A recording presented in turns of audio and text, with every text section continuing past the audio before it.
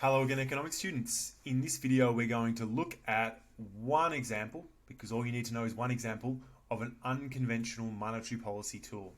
And it does have to be from the past 2 years, which we're going to look at in this video.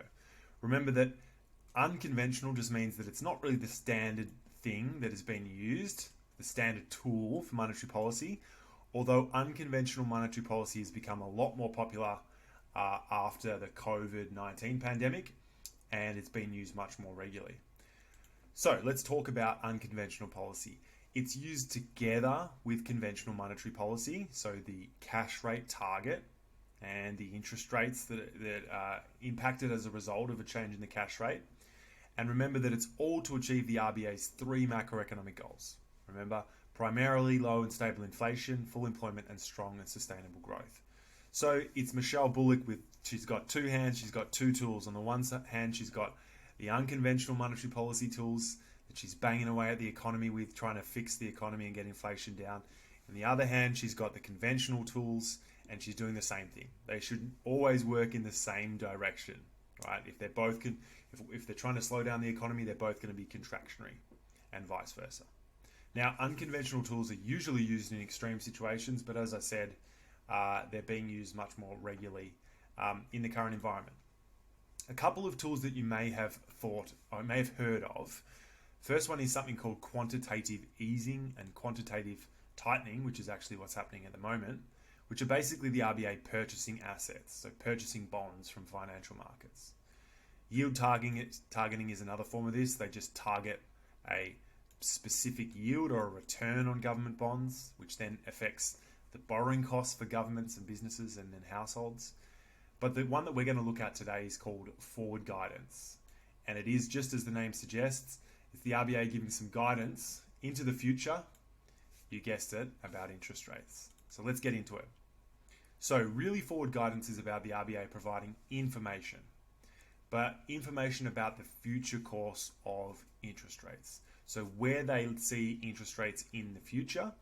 And they've actually sort of weakened their forward guidance because they got in a lot of hot water, and part of the reason that perhaps Phil Lowe is no longer with us at the top of the RBA is he gave very specific forward guidance over the COVID-19 pandemic. And you may have read about this in the media. He basically said that interest rates will not be raised unless, and there was this unless, the labour market tightens further, until 2024. Now, what a lot of people did is they took that as interest rates will never go up until 2024, and they forgot about the unless the labour market tightens part, and they went and borrowed too much money. They got themselves in too much debt, and so when interest rates have risen recently, they've had a huge hit to their household budgets, to their discretionary income. And so they're obviously upset with Phil Lowe, they're upset with the RBA, rightly or wrongly. So they've weakened their forward guidance. They've moved away from what they called a time-based. There's kind of 2 types of forward guidance. They used to do a time-based, where they would state a time on which they saw interest rates either increasing or decreasing, versus now what they just do is a state-based. And basically a state-based is that they will not change interest rates, or that they will not alter their monetary policy stance unless they see some change in the underlying economy, or they'll state what they need to see in the underlying economy for interest rates to change. When we have a look at a statement in a moment, that might make more sense.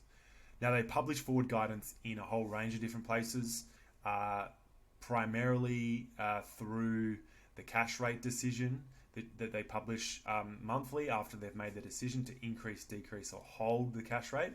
But they also have this monetary policy statement, which is really just a much more detailed version of that. And they do a whole range of speeches and media releases. And again, the message should always be the same about forward guidance. They shouldn't have any conflicting message. Forward guidance is very important for financial markets. There are economists, bond traders out there, people who buy and sell bonds, that will hang off every single word that the RBA says, trying to get a hint into what they're going to do with interest rates in the future. So they have to be very careful. They have big communication departments. They've got to make sure that their language is clear and they don't, mince their words. So let's have a quick look at the RBA's cash rate decision from June.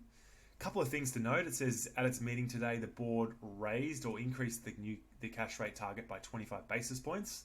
It's now 4.1%, so I was right in my last video.